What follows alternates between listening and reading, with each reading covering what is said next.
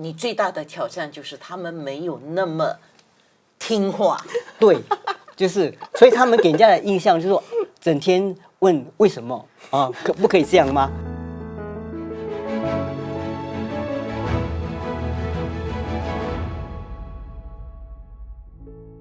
泡一壶茶，讲一段故事，念一生的回忆。上课喽！那些年你教会我的事，我是主持人林安娜。那今天很开心邀请到3位嘉宾来到，他们是来福士女子中学的前教师林正南老师，你好。你好。还有他的2位学生啊，来介绍一下。我叫汤燕玲。哇，你好，汤燕玲。你好，我是张永慧。是。我刚才知道你们有一个群组，对吗？对，所以燕玲，你们时常跟老师通过群组来联系。我们的群组叫做 Date with 林老师。跟我的约会。哦，可见你们跟老师的关系很好嘞。是的。你在来中，就是来福士女子中学，一直都是在教高才班。哦，这个倒不是，因为高才班是后来教育部才开办的一个课程。在高才班开始之前，其实我们都在学校里面教快捷班的华文，因为来中是一间英校嘛，哦，它不是特选中学，所以同学们都是读华文，就是等于是第2语文嘛。那么后来高才班成立了，那么我就转过来教高才班，主要就是教华文。后来呢，高才班开始开办高级华文，那么我就教高级华文。来中是一个英校，那像永慧你这样子啊，你小学是南洋小学，对，是华校，对。那你怎么会从华校小学，然后去到中学念英校呢？毕竟多少是跟这个高才有关系吧。父母其实那时候也是喜欢，就是说来中的氛围。其实因为我家中的话呢，比较是这个华校的背景的，他们那时候也是觉得说，因为其实家中都有说华语了啊，如果就算是学校没有高级华文的话也行。老实说，那时候来中之前，真的还不晓得有高级华文。对，我记得我那年还有面试的。是。才能够读这个高级华文我们就非常的兴奋。燕玲，你的情况跟永慧就不太一样，对吗？是的，因为那一年是高才班开始的第1年，那么我的父母亲就觉得说，来福士女中是一间英校，如果没有高级华文，他就不让我去参加这个高才班。那个时候小学有6个选择，我前面2个都是特选学校，第3个才是来中。因为顾虑到来中没有高级华文这一点。老师他是因为父母极度的希望要有这个高级华文这个课程，才让孩子去上课。那可是以前来中原本是没有的，对吗？对，因为当时第1届高才班的时候啊，他们燕玲、婉菲还有另外一个文静，这3位家长坚持要让孩子念高级华文，才来进入那个来中的高才班。所以那时候教育部基本上就是答应，也可以说是妥协，让他们进入来中，但是呢，要我们开办高级华文的班，其实是教育部的决定，不是学校的决定。3位学生，这么厉害，你们非要他们不可教育部当时刚刚开始这个高才班，所以他们应该是很珍惜这些学生，不愿意让他们因为没有高级华文就离开这个高才班，所以就开始高级华文班。是。那么后来呢，就每一年都会有高级华文这个班级但是呢，因为他们要经过挑选经过测验，然后合格才可以进高才班。如果当年可能经过筛选，我进不了这个班，是不是？没有，他们在当时进入高才班的时候，他们是有经过考试的他们考英文、数学跟那个智力测验。对，智力。但是你们考的是华文的，你知道吗？因为他们这3个家长要求在入高才班的考试里面要考华文，所以他们就特地设计了华文的考题考他们的华文，所以他们都过关。所以3个人就进入高才班，而且要求念高级华文。那2位学生对林老师的感觉是怎么样的？有点不好意思。我们都是非常感谢林老师，因为林老师教的课都是非常的幽默。那时候高级华文的同学，不是每一个同学家里头都是讲华语的其实到我那个时候的话，20人当中就是有讲英语比较多的。但都爱上了华文，因为就是觉得说老师有办法呢，给我们就是比较生活化的一些体验。就老师那时候安排了去这个茶馆，我现在是百德小学校长，就我也是时常的就跟就同事分享就是给这个生活化的体验有多么重要就一辈子都记得。那你呢，燕玲？我记得老师非常民主，有时候他会上完课他就说。下个课文你们要念什么？他让我们选，真的吗？因为不可能整本课文都念完的。对，我就觉得，15岁是可以选课文，是很厉害的。然后老师是有商有量的，因为第一届高才班，有时候那个功课比较多的时候，老师就会妥协一下，给我们多点时间。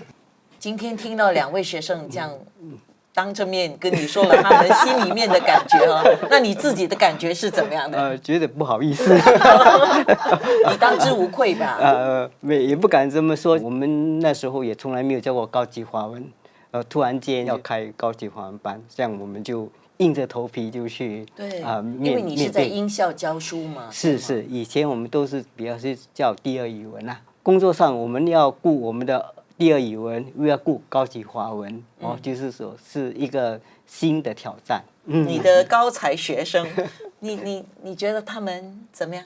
因为那时候我们的高才学生，他们的智商其实是相当高的，所以他们的领悟力、学习能力其实是很快的、很高的。他们的特点就是说，他们比较愿意接受一些特别的挑战。如果那种死读死背或者是那种塑教太多的教学法，他们是很难接受的。所以他们会比较喜欢老师会有一些比较新的创意性的教学法。所以你才带他们去茶馆。茶馆其实也是属于高才班的那个教学计划里面的一部分。高才班在实施的时候，他们有采用一种叫做深广活动，所以除了课堂教学之外，其实每个科目都有，不只是华文的课。所以除了课堂教学，他们必须设计一些能够使到学生对这个科目的内容或者其他方面有更深入的体会跟了解的活动。到茶馆其实是要让同学体会一下中国的那个喝茶的文化。那你们2个学生都在茶馆上过课吗？我没上过，这可能是到我的那个年代的时候才有的吧。那你感觉怎么样？因为真的是在情境中就是体验才能够有这么深刻的印象。毕竟真的是每天在班上上课，虽然说老师花了很多心思，不见得每一样东西都能记得。因为真的是语文的东西的话，除了这个技能方面，其实文化这方面才是真的活的东西。就是有些同学他们是比较英文背景的他到现在都还可以跟我说就还记得就是说怎么个泡茶泡茶的步骤扣蟹这些礼仪方面的。所以就通过这些礼仪，才是中华文化的这个熏陶。他不觉得古板，因为我不是在说教。其实我们学校在这之前就已经了解到说，你要让同学学好华文，不能够单单靠那6节的华文课。除了课堂教学，其实你必须增加一些其他的活动，来营造整个比较有利于学习母语的那个环境。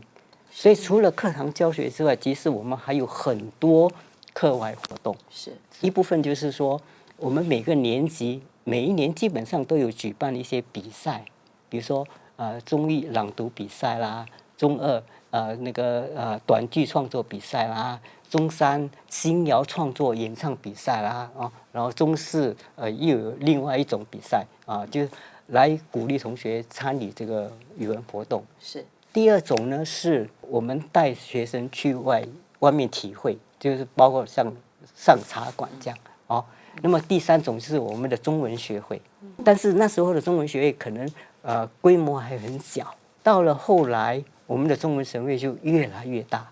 比如说华乐队，从很少的20-30人，一直到发展到后来的100多个人。是。然后后来中文学会不断在扩大，我们成立华乐、戏剧、书法还有写作还有华族舞蹈，所以我们的华文学院是包括了这项。我曾经听说了啊，英校里面的学生是不讲中文的，是这样吗？毕竟大家的就是这个语文背景都不太一样嘛，所以有些同学就是会比较排斥些，因为可能就觉得比较困难啊。可是也是有些同学是喜欢的啊。我本身是书法跟国画的，然后我们那一届我们还开展了这个围棋班。我们那一年33个高材生当中，可能只有几个，少于10个是家庭背景讲华语比较多的。对对对。那我们那10个以下的。就一直做朋友，一直做到今天还在做朋友，还在一起讲华语。其实那时候的家庭语文环境跟现在不大一样，那时候的华人的家庭语文环境还是讲华语跟方言比较多，不像现在。所以那个时候来中的学生，虽然他们是一个传统英校，其实他们讲华语的风气，尤其是在华文学会里面。都是讲华语的，所以就是刻板印象。当然也有一些是真的，因为家庭背景的缘故然后他们华文学的有困难，是不好但是呢，就是说在来中的整个一个环境底下，其实他们基本上还是能够考及格。像你在英校教华文，对，高级华文生，所以对你来讲不是挑战吗？早期的高级华文班，那主要是针对高材班的学生，而这些学生都是被挑选出来的，一部分都是自愿要读高级华文的，不是被逼的。OK， 我们的老师用比较创意、比较活泼的教学法来鼓励学生学华文，这个也是很重要。